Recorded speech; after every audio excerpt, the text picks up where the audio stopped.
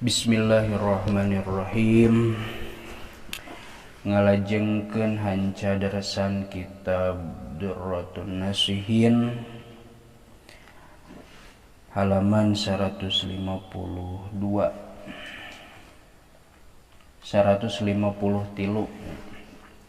halaman 153 kantun qauluhu al-majlisus sani wal arba'una.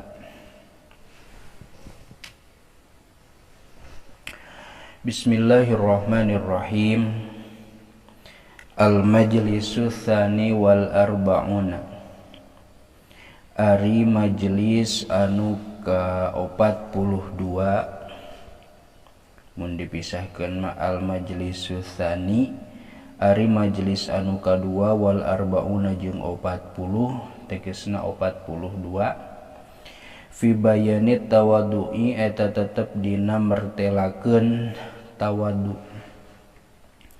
Jadi majelis anu ka 42 teh bade nyarioskeun tentang tawaddu. Suratul Furqani ari ieu eta surah Al-Furqan. A'udzu billahi minasyaitonir rajim. Bismillahirrahmanirrahim. Wa ibadur rahmanil ladzina yamshuna 'alal ardi hauna. Wa idza khatabahumul jahiluna qalu salama. Bismillahirrahmanirrahim. Wa ibadur rahmani, sareng ari pirang-pirang abdi na pangeran anu maha rahman.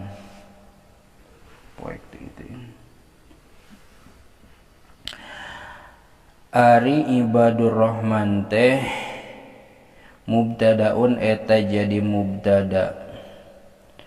Khobaruhu ari khobarna itu mubtada. Ulaika eta lafad ulaika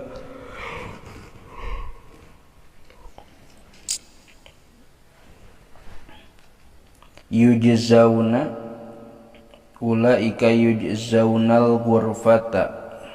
Di mana berarti engke dihandapnya? Alladzina tegasna pirang-pirang jalma yamsuna anu lalempang itu ladzina ala wajhil ardi netepan di luhureun bumi, aya di muka bumi.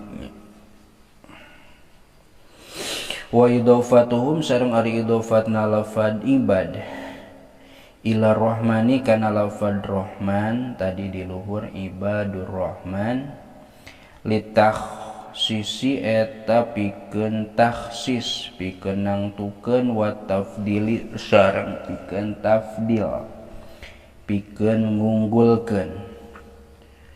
Wali annahum sareng saestuna itu ibad teh eta arosihuna pirang-pirang rosihun. Rosihun teh anu maneh, anu naon atuh mun di urang mah nya rosihun teh anu ada kelebihan kela tingali dinu sejen. Aya geuning bahasa warosihuna fil ilmi, anu dipaparin kelebihan dina ilmu. Fi ibadatihi dina ibadah, na itu ibad ka itu rahman. Ala anna ibada netepan kana saestuna lafaz ibad teh jam'u abidin eta jamakna lafaz abidun. Astagfirullah.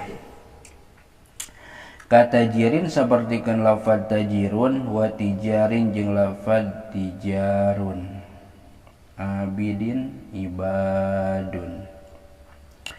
Haunan barina anu tenang atanapi ulah make anu ge barina tenang. Hayyinina tegesna pirang-pirang anu tarenang kabeh. au masyan atawa kalawan lempang hayyinan anu tenang. Ari masyan hayyinan teh atawa haunan takadinya masdarun eta teh masdar usipa anu disipatan naon bihi itu masdar. Wal makna sareng ari maknana eta annahum saestuna itu ibadur rahman berartinya yamsuna eta lalempang itu ladzina bisakinatin kalawan rintih teh alon ancanya henteu gurung gusuh wa tawaduin sareng tawadu atawa handap asor tawadu teh. Wa idza khatabahumul jahiluna qalu salama. Wa idza khataba sareng di mana-mana nyaritaan hum ka itu ladzina saha al jahiluna pirang-pirang jalma anu barodo qalu tah ngarucap itu ladzina salaman kana ucapan anu alus tasaluman karena arah-arah nyieun kasalamatan mingkum ti aranjeun kabeh wa mutarokatan jeung karena arah-arah ninggalkeun lakum ka aranjeun kabeh la khairu anu henteu aya kahalusan eta tetep bainana di antara urang sadaya wala jeung teu aya kahalusan bainakum di antara aranjeun kabeh wala syarra jeung henteu aya kagorengan awsidadan atawa kana bener minal qauli tina ucapan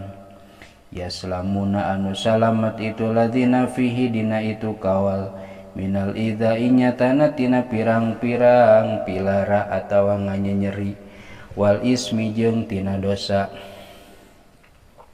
wala tunafihi wala tuna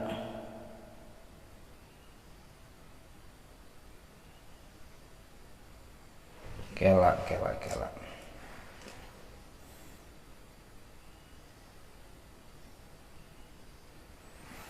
wala tunafihi jeung henteu nganapikeun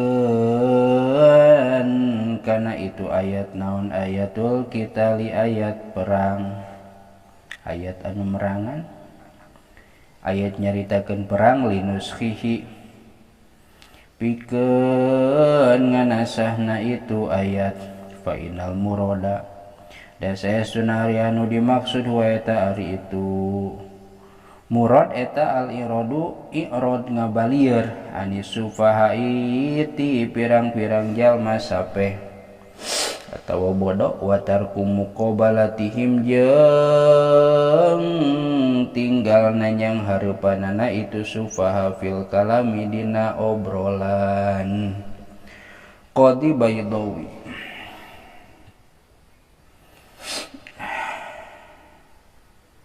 jadi lamun di obrolan ku jalma bodoh teh henteu ujug-ujug nyalahkeun ya jalma anu tawado